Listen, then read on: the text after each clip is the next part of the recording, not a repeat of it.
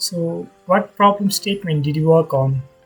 We started on the problem of improving diagnosis in mental disorders, particularly in South Asian communities and diasporas. What we found was that due to several cultural stigma, these patients rarely use emotional vocabulary. Instead, they express the somatic symptoms like sinking heart, heat in the head, or burning in the stomach, dizziness, headache, etc. Now, all of this is completely blind to Western tests like PHQ-9, ICD-11 diagnostic criteria. So, how did you address this issue with technology? We built SomaScribe, an ambient AI scribe. We digitalized a validated instrument, the Bradford Semantic Inventory, built directly from South Asian patients' case notes. Our language model pipeline extracts somatic complaints from the live consultation transcript between the doctor and the patient, and then it models the patient's speech as possible answers to the BSI 44 questionnaires, and it maps the physical complaints to 8 clusters which are present in the BSI paper. The system only flags if the physical complaints span multiple physiological clusters which are present in the BSI paper, and so this filters out localized organic diseases which are actually present. Neat. But how do you assess primary care workers with this? After our system flags for multiple mental issues from somatic speech, we use the WHO MH Gap Intervention Guide to probe further. Can you tell me what is the WHO MHGAP intervention guide? It is an evidence-based guide designed for non-specialized health providers to assess and follow up on mental disorders. We grounded our language model on the OTH and depression modules which are present in the WHO's guide as the source of the bridge questions. The general physician can ask.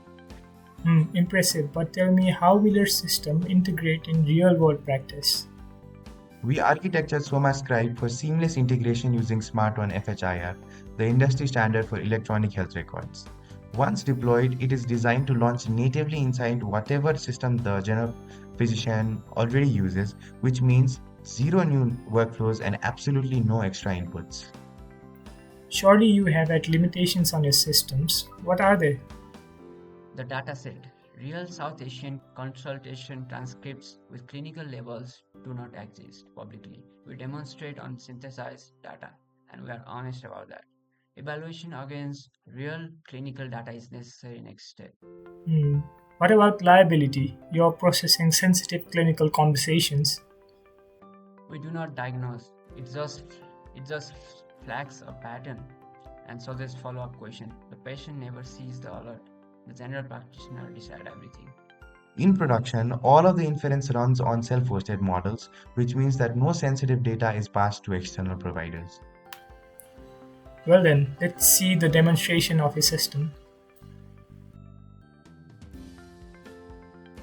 To give you an idea of how this project will actually be used in real life, we have a real life scenario right here.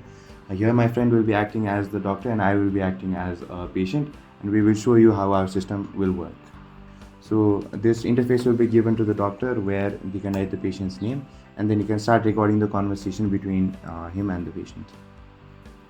What's been going on? I've been having these really bad headaches like almost every day for the past few weeks. It's not like normal headaches, it feels like something is squeezing my head. Where do you feel it?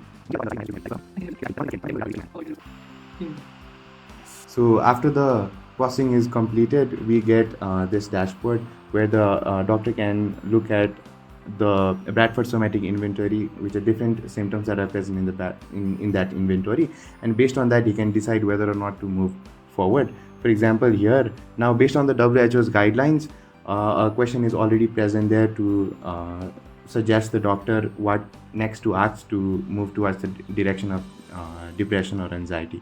Have you been feeling down, depressed, or hopeless, or have you noticed a loss of interest or pleasure in the things you used to enjoy?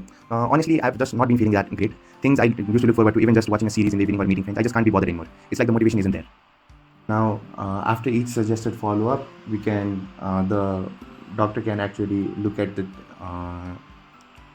how the patient performed and then the conversation, and based on the conversation and based on the results of this conversation, and also based on the WHO's guidelines, our system automatically determines which direction the question should now move forward to.